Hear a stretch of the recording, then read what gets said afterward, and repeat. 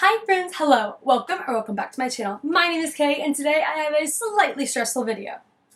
For me, not you, because this is my 24 books to read in 2024 video, and this year I am prioritizing all these books I have in my room, my backlist owned TBR.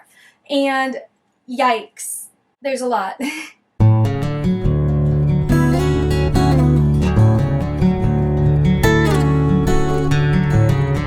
So the way I have these piled is I pulled 24 books from my owned TBR, and I wanted to really get the books I have had on my TBR the longest, which is about 2019 or prior.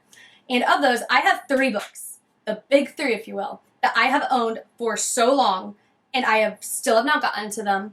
And one of these is just pathetic because I have like the entire series and I haven't even read the first one. So those are my top 3. If they don't get read this year, I'm going to scream into the void because this is ridiculous. All of them, actually, I've heard such amazing things about, and I have been tempted to pull a bunch of these all year, and for one reason or another, I just never picked them up. So this is a really long intro for a video that you can tell and figure out from the title. So let's just jump right into it. So the first book I have on my top 3 oldest books on my must-read in 2024 is Furyborn by Claire Legend, and this is like peak YA, and I have heard so many polarizing things about this book series. People either love it or hate it, and I haven't heard much about it, but also, look how floppy this is. But I've heard really polarizing things. People either love this or hate this, and honestly, I don't know where I fall, but from what I have heard and from whose book taste I really align with, I think I'm going to love this trilogy. This is probably the oldest book on my own TBR. So in this world, we have 2 women. One is the Blood Queen and one is the Sun Queen, and one of them, as you can tell by the tagline, will save or doom the world. And I think from what I remember people saying, we don't know who's who. We don't know who's going to save the world or destroy the world, but we are following 2 women. One is Raelle and one is Elenia.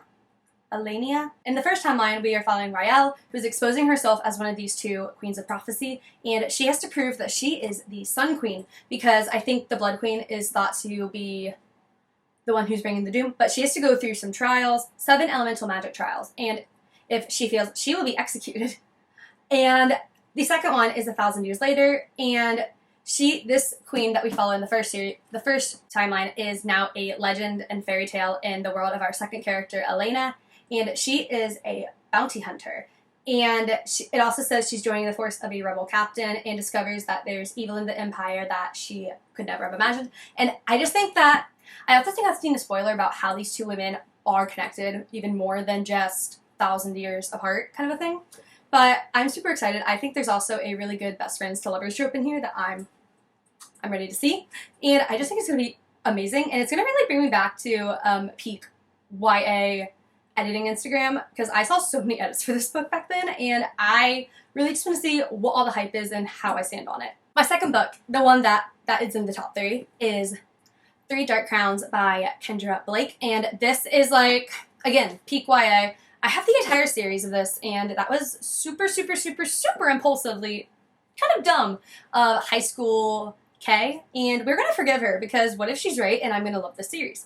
But in this book, we are following 3 Dark Crowns, 3 sisters, and each of them has a form of magic, and we're following triplets. And honestly, after Encanto, I just want all the triplet books, and I had Castles in Their Bones, and that was triplet sisters, and this is also triplet sisters. So I think based on how much I loved Castles in Their Bones, just on the element of I feel like they're kind of going to be similar, and I might be clowning myself, but I feel like there's going to be similar vibes.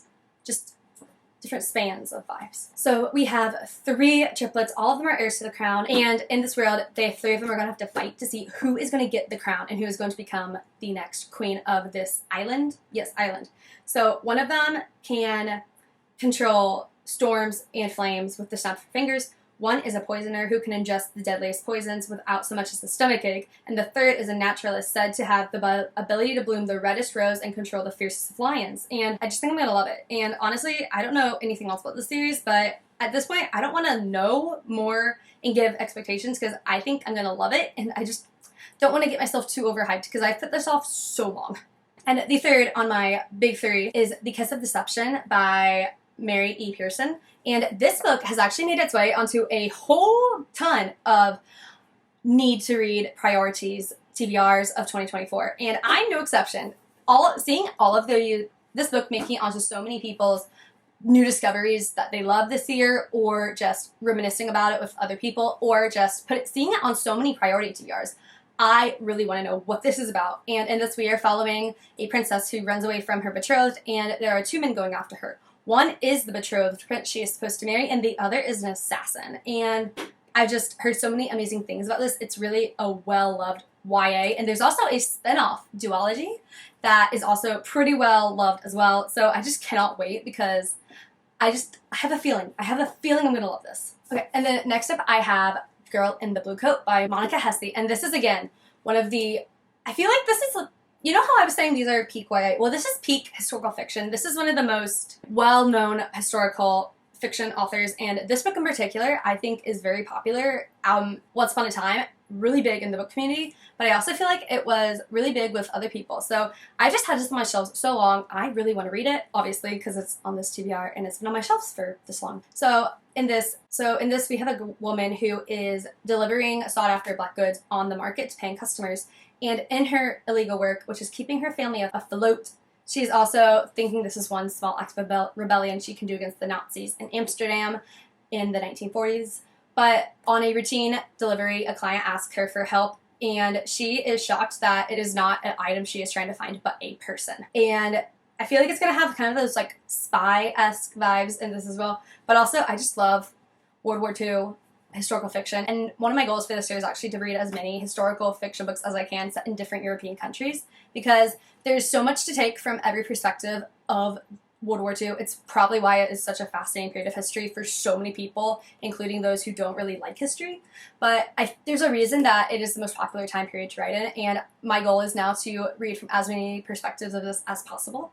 So, yeah, all that's to say that I am still going to try to pick up this one next year, and yeah, but like I said, just super excited to get to this one, and I am anticipating some amazing things. Now this one, I think you've already seen this. It is The Unlikelies by Carrie Firestone. Again, I have not heard anyone really talk about this book, and at this point, it was on my 2023 Unhaul project, but I just can't make myself get rid of it yet. And so it's definitely going on my 2024 Unhaul project, because I have had this so long. I'm waiting to read it in summer, and it never happens, but I don't know. I feel like I'm either going to love it, or I've held on to it this long. I need to read it before I unhaul it. So this is about, we're following a group of kids who are named as, like, upstanding citizens, and they are just kind of like, they went viral for doing a really good deed, and now it's just following them. Okay, so in this book, we have a girl, and she steps in to save a baby or a young child, and her good deed goes viral. And she, along with a few other kids, have gone viral for these good deeds, and now they have formed like this ragtag group of friends, and essentially the question is, are good deeds and a common past enough to hold a friend group together? And I think this is going to be a good coming of age story kind of a thing, and a good summertime read. So let's see if this is the year I get this off my TBR, or if it gets unhauled without being read. I don't know, but it gives me stress. And now, this is my flash in the past, because I have seen her Alice in Wonderland-esque series receiving some notice again this year, but I have Roseblood by A.G. Howard, and this is a Phantom of the Opera retelling, and I was on a Phantom of the Opera kick my freshman year of college, and I actually got this book for one of my non-reader friends, and I got myself a copy as well, because the summary really caught out to me at the time, and it still really does intrigue me, and I really am hoping that I can get to some more of my retellings this year, because I feel like I kind of slacked off on them last year, or maybe I didn't, who knows, but I want to really get to my own retellings on my TBR this year, so this also fits into that goal. And her greatest talent is also her greatest curse. So we are following this girl, and she is an amazing singer, but her singing voice also leaves her drained and tired and just really worn down at the end of her performance. And her mother is convinced that sending her off to a French boarding school of the arts that is rumored to have ties to the Phantom of the Opera lore would be a great idea, because obviously, let's sing our musically drained child to where the Phantom of the Opera has ties. Yes, of course, let's do that. And, oh yeah, I forgot about this part. So, when she's at the school, she ends up developing a friendship with this elusive boy Thorn, who dresses in clothing straight out of the 18th century, and realizes that with his musical guidance, she feels cured. And there is also another phantom running around this opera house, and there might be ties between the two. So, I just have a good feeling about this one. I feel like if I ever pick it up, I'm going to really enjoy it. And honestly, the same can be said for all these books. Next up, we have The Star-Touched Queen, The Star-Touched Queen by Roxane Chokshi. And this is, I have heard it compared as Beauty and the Beast meets Hades and Persephone in 1001 Arabian Nights. And say no more. I'm in. Do I need to know what this is about at all? No, because it has two of my favorite retelling buzzwords. And I am really into the 1001 Nights Arabian setting, and I just think it's going to be amazing. And look at this. Look at this cover. So yeah, it's also apparently not a standalone like I originally thought. It's apparently a duology, but everyone says you don't need to read the second book, and it works better as a standalone. So I can't wait to determine that for myself as well. But yeah, just let's get this one off. I'm excited for this one. And I'm trying to develop my ballet thrillers. They're making a comeback for me because I have Bright and Burning Stars by A.K. Small, and this was on a TBR, I think, at some point 2 years ago, and just I didn't get to it. But this is essentially, yes, my favorite thing is best friends, rivals in the Paris Opera Ballet School. And honestly, say less, because that in itself is a very thrilling setting for a performer. And it's talking about how they are willing to do whatever it takes to seduce and get partnered with the most well-known, most talented ballet boy at the school, and what they're willing to do to be able to get into the prima ballerina spotlight. And just, listen, the performer in me loves these types of thrillers because they are so thrilling when you really do know what goes into trying to make a ballet. Highly excited for this. I have heard no one talk about it, so I would love to be able to be the first on my side of the book internet to be able to tell you what I think of this. And now this one, it's a crime I have not read this, because this is by the retelling fantasy romance queen herself, Emma Ham, and this is one of her most beloved, well-known, best books, I think, even by her opinion, and by, it seems, everyone else's, but that is Heart of the Fae. This is a Beauty and the Beast retelling with a botanist, apothecary, Belle, and our beast is a type of creature where whenever he bleeds, it crystallizes into gems and crystals, so he is covered with these from various wounds he's had over the years. And I just, look at this edition my grandmother got me. It is so pretty, and on my shelves, I just really love how this looks. And I need to read Emma Ham. I have so many of her books on my TBR. I own this one physically. I own a few on my Kindle, and I have a few on Kindle Unlimited. I just really cannot wait to get to. And I just need to take the plunge and start somewhere in her books so I can officially say I've read Emma Ham. And I need it to be Heart of the Fae. And again, another fantasy romance, another book that is making a comeback this year of people who have read it after being popular a while ago, and that is The Bridge Kingdom. I don't know if it's just my circle of booktubers and bookstagrammers that I follow, but I feel like a lot of people picked this up in 2023, or it's just been making circulations again, and it reminded me how much I really do want to read this, because this sounds like an enemies to lovers dynamic I could get behind. I've noticed a pattern I really like, and it's the princesses and queens who were raised to bring other kingdoms down. And this is no exception. So this is about a girl who was raised by her father to infiltrate via arranged marriage to a neighboring kingdom in order to bring them down and get more alliance for her father. But while she's there, she realizes that maybe her father is not the man she thought he was, and maybe he is the villain of this world. And honestly, this tagline is just great. And it is, her goal is nearly within reach. She must now decide her own fate. Will she be the destroyer of a king or the savior of her people? And I've heard really good things about this one and the second book in the series, and I've actually heard the second one might be better than this one. So I'm super, super excited to get to it. And also, this is the indie published edition. So, heh. And I just love some good pictures on chapter titles. So this next one, I picked this up really, really briefly in 2023, but then I put it back down for one reason or another, but it's getting read in 2024, and that is Rebel Spy. This is about the 355, or it was inspired by the 355, which, for those of you who may not know, George Washington, back in the Revolutionary War, he had his own personal spy ring, and within this spy ring, there was a 355 agent who was known to be a female agent within the spy ring. And that entire period of history, to me, is just fascinating. It is my favorite time period of American history, and one that I know surprisingly little about. It's really not talked about in our school system, which I find shocking. Like, why would you not want to teach kids about that? But whatever. And I just think this is going to be a super fun, fast-paced, and everything I want from a novel about the 355 and the spy ring of the Revolutionary War. So I'm really looking forward to this, and I need to read it in 2024. And now this one. I actually read the first book in this series. This was on my shelves forever. It was one of my longest owned TBR books, but I ended up reading it in 2021, and it was in like my top 10 favorite books of that year. And now it is high time I read the sequel, and that is 10,000 Skies Above You. And again, a moment of appreciation for the cover. This entire trilogy, their covers are stunning.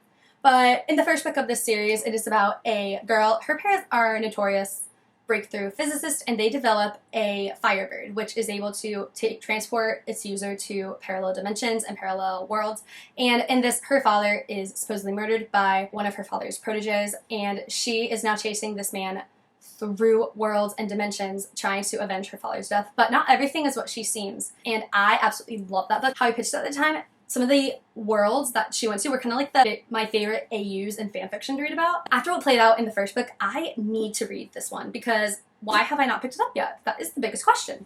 And honestly, I'm ready to fall in love with this world and these characters and this entire just situation again, because it is so fascinating and it's so good. And now, for this one, this is by my favorite author. I think I have characterized her as my favorite author of all time because every book I have read from her hits. Every series that I am intrigued by, I'm intrigued by. But that is Marissa Meyer and Instant Karma. I've had this since it came out. It was one of my anticipated releases of the year it came out, and I just have not gotten around to it yet. But it sounds perfect for me. It's about a girl who has the power of luck, and she can give people really bad luck, and it works on everyone except for her lab partner, who she cannot stand. So it's academic rivals to lovers.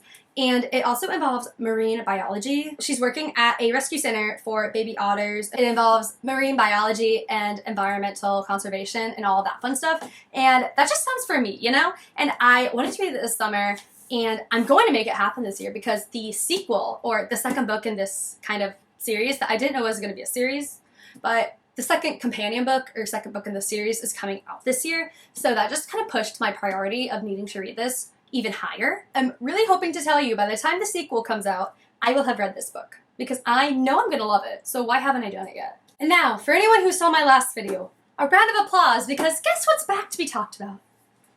Defy the Night. We all know I love Bridget Kemmerer. We all know I love her fantasy worlds. We all know I love her characters and ship dynamics. Why have I not read this yet? Good question. Please tell me because I don't know.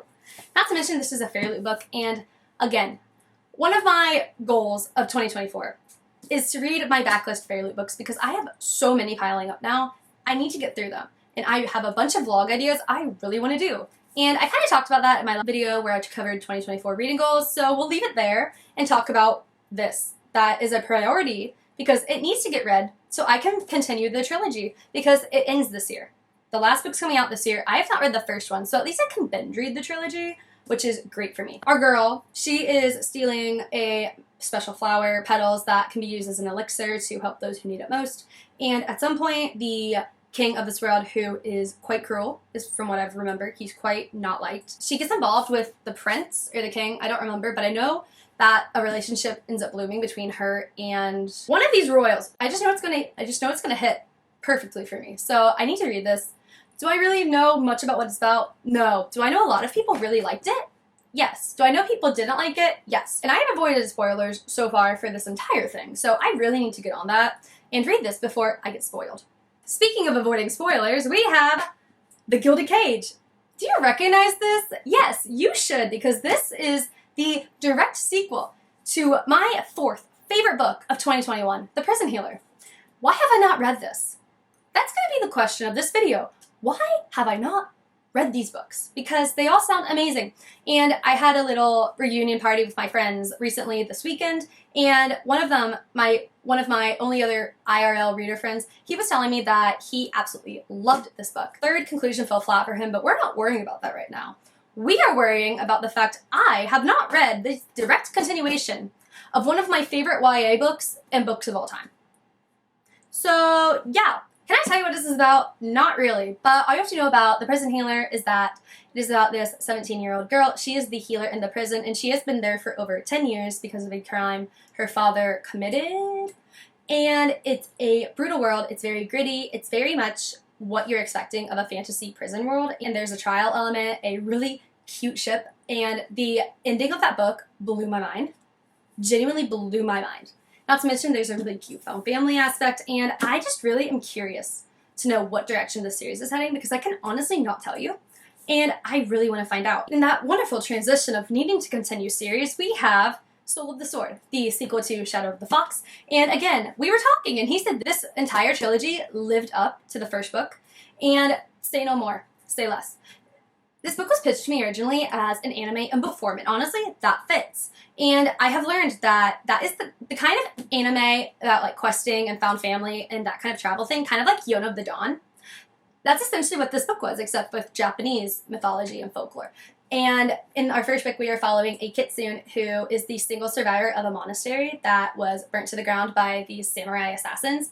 And she ends up traveling the road with one of these samurai assassins. And they end up following a kind of really cute friendship that might be something more. But the ending of the last book had me shook. And I remember it clearly. I finished this book in 2021, and I remember the feeling I had when I read the last page. So again, the question, let's all say it together. Why is this not read? Good question. Yeah, I have the third book. It's right there.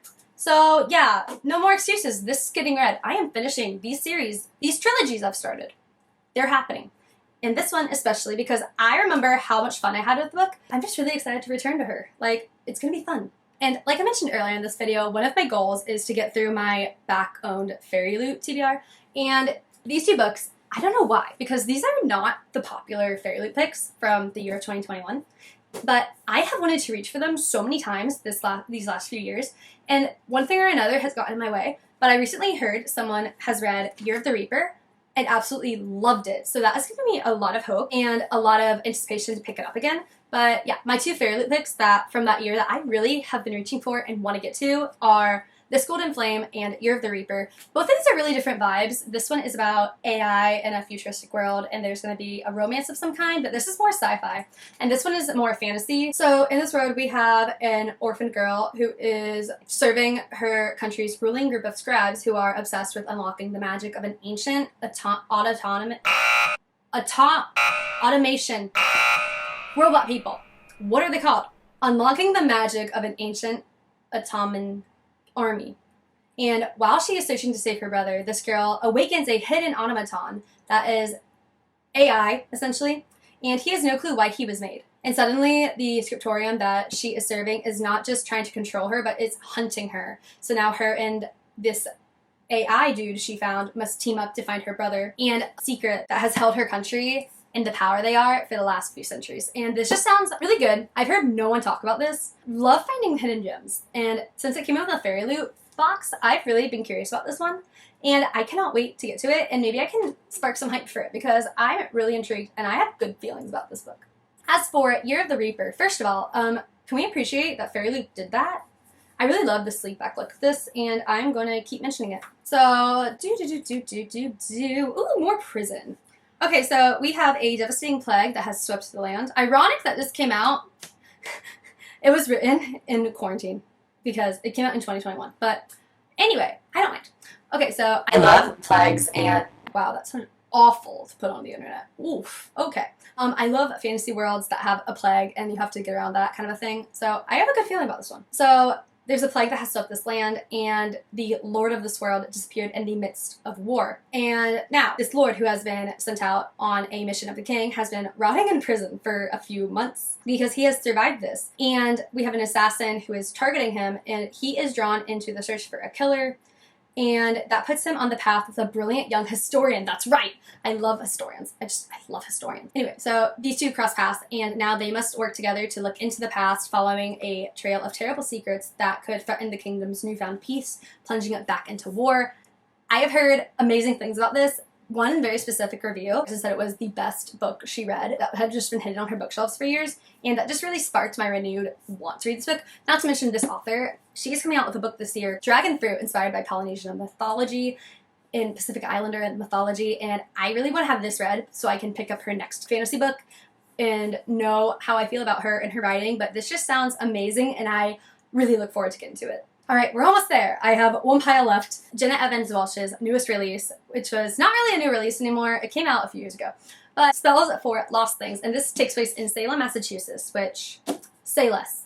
Say less. But for those of you who don't know, Jenna Evans Welch wrote one of my favorite trilogies of all time, the Love and Gelato series, and 2 of those books are 5 stars, favorites of all time. So I am highly anticipating reading this, and honestly that's probably why I haven't picked it up, because Jenna Evans Welch has such a magical writing style that's very transportive, makes you laugh, and makes you feel all the feelings, and also is just so heartwarming to read, and I want to experience that magic. And I feel like transporting us to Salem will very much give me those magical vibes, and I feel like there's going to be an amazing message about family as well, and I just cannot wait. And not to mention the fact that they are exploring the coastal town, visiting ivy-covered houses, and there is most likely going to be a romance between them, but both of them feel like outcast, and they are just trying to find where they belong, and why am I emotional just talking about the book I haven't read? Oh my gosh. No, I cannot wait. And not to mention, this cover is just so pretty. I'm ready for Jenna Evans Welch's Magic 2024, and I will be picking this up for sure. Now don't worry, this video might be long, but we're not going to spend that much time on this next one because it is. Let's hear it. Let's hear the booing. Yeah, I know. I feel you. Do I need to say what this is about? No. It's the last book in the Last Hours trilogy. We have the most annoying plot twist cliffhanger from the last book, Chain of Iron. And I finally figured it out. I think the reason I have not read this yet is because I am so angry about the last book still. It's been 2 years, but I am so angry about the last book and how it ended. What she chose to do, that I can't make myself pick this up. Not to mention, it's absolutely huge. But this is also my favorite cover of the trilogy. And I also read a spoiler for the first time. And I don't count most relationships, like the main couple in here, I don't count that as a spoiler. We all know who we're ending up together. But there was one couple I was really sure were ending up together, and I don't think they are based on what I saw. I'm holding out delusional hope for Lucy and Matthew. I know, don't at me in the comments, I know it's not happening, but listen, what was the reason she set up Ghost of the Shadow Market and Chain of Gold? Why'd she set them up like that in those books just to completely ignore them in book 2? Like, tell me, look me in the eyes and tell me why she did that. It was to hurt me. That's why. But, yeah, I love James and Cordelia. I love this cover. I'm intrigued by what's gonna happen. Mostly, I just want this off my TBR because I have Swordcatcher. And I've heard some polarizing opinions on that one. I've also heard some not good things about this one, but considering I absolutely loathed with every fiber in my being Chain of Iron, and everyone else seemed to love it, I have hope for this one, actually. I think I'm actually gonna like it. So yeah, we'll check back on this video whenever I actually read this book, and we can figure out what my opinions are. And again, chunky books for the win. Babel by R.F. Kuang. This is the R.F. Kuang book that is gonna be my thing. Like, other people have Yellowface, other people have the Poppy War, but I'm going to live, breathe, and become Babel, because this is about the history of language and colonialism and a slight fantasy. So it's academia, history, language, and some fantasy. Say no more, sign me up. I don't want to know anything else about this book. I have heard just amazing things. The description sounds amazing, and I'm not going to waste your time just gushing about what I think this book's going to be, and I'm just going to read it next year because I can't wait. I think just my history, literature, English heart is just going to love this book. So, yeah. Can it fit? Can it fit? No, it cannot fit. Get up there. And we have 2 green books to solidify my 2024 priority TBR. This one, almost there, is a Twisted Tale. It is the latest Twisted Tale. But listen, Princess and the Frog is so personal and special to me.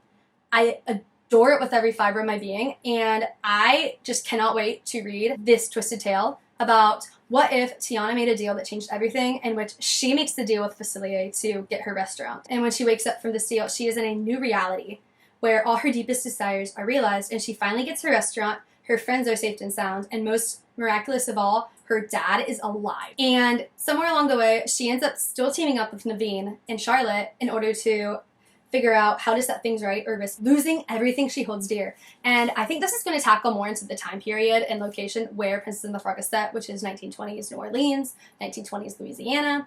and all of the struggles that were hinted at in the movie itself, but obviously not touched upon because it's still a kid's movie. I really want this to dive a little bit deeper into what Tiana went through and just what she is willing to do to get her restaurant, why that drive is so important to her, and just I have so many high hopes about this and I want to read it so badly. So yeah, I will check back in with you when this happens because y'all will be the first to know. And now, my last book that I am anticipating, prioritizing, and have to read in 2024, because I have had every single friend I have that is a reader has told me that I'm going to love this book. They have told me they have loved this book. The entire internet has told me I'm going to love this book. And that is Tress of the Emerald Sea by Brandon Sanderson. As Sid from Sid the Bookworm says, Brandy Sandy. I think it's the funniest coined term of his name ever, so I'm going to say that. By Brandy Sandy. This is essentially whimsical fairy tale vibes, a sea of spores, and a super interesting magic system, and it's about a girl who is going to be going after her beloved, who happens to be the Duke's son, and no one is going to help her but herself, and it's kind of like a pirate adventure on a sea of spores that can be deadly and have unique magic all of their own. I can't wait. I cannot wait to read this. I know I'm going to love it too. I've heard from everyone I'm going to love it, so let's just read it and confirm that I'm going to love it. Alright, my infinites, that is my priority TBR for 2024. The 24 books I have had on my TBR the longest, and I have the highest priority of getting to next year. Thank you so much for sticking around until the very end of this video. Let me know in the comments either which one of these books you think I'm going to love, or if you loved any of these, or what you are prioritizing in 2024. And if you don't really know, or you just want to leave something shorter, leave a book sack emoji. Leave whatever you want in the comments. I love reading them. It makes my day to see that you have commented, and I love chatting with y'all. As always, my social medias are linked below, and I would love for you to stick around my bookish corner of the interweb. And so consider hitting that subscribe button, and I will see you in the next video. Bye!